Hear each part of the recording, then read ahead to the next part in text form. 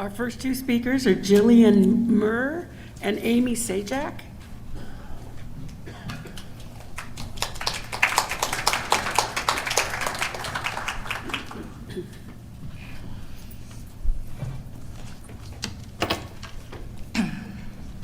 Thank you. I'm Gillian Mur, M-U-R-R. I have given you my speech and copies of things that I'm submitting to Franklin tomorrow at my meeting. Although I'm a teacher in the district, I'm coming to you tonight as a concerned parent. While I know most of you have heard my cries about the inequalities and seclusion happening at Franklin and the SPED classrooms, I feel it's important for me to make public comment. The PPS Special Education Mission Statement is as follows. As a department, we are committed to reversing the trend of isolation and segregation of students with disabilities by ensuring all students have access to high-quality instruction, responsive to their needs and delivered by effective and culturally responsive educators within the least restrictive environment.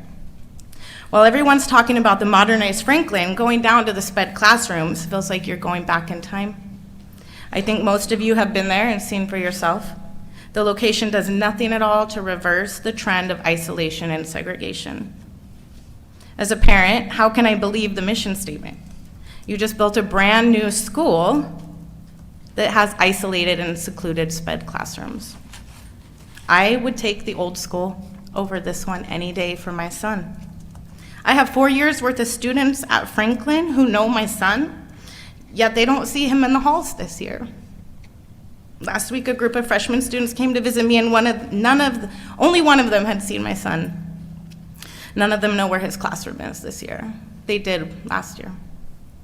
The mission statement also ensures all students have access to high-quality instruction responsive to their needs.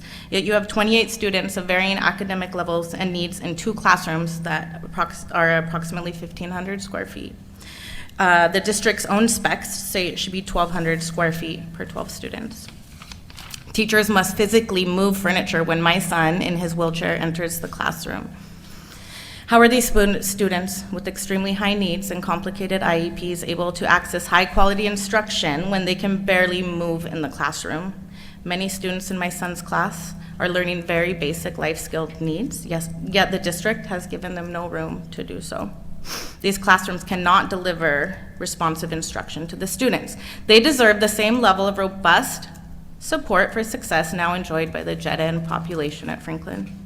Most concerning is the location of the classrooms in regard to the safety. The area doesn't have 2 quick emergency rooms out that don't involve stairs. The mobility needs of the upcoming cohorts will grow, and to assume otherwise shows haphazard planning and is just plain dangerous. I feel my concerns have been dismissed or minimized. Most concerning was being told that students would be shuffled to evenly distribute them in the 2 small classrooms, regardless of whether they fit their needs. Mission statements are just words. What are we teaching by segregating and isolating SPED students? While this is a good lesson for the planning of future school modernization, what about the Franklin students now?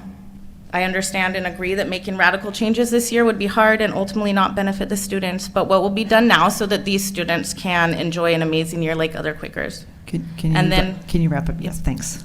And then you need a plan for the future to meet the goals of the mission statement, the safety of the students, and show the community the district is committed to what they say.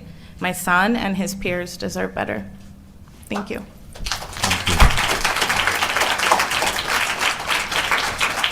Thank you, and appreciate the material you've provided us, and we'll ask one of our committees to look at it with that works on facilities. Thank you.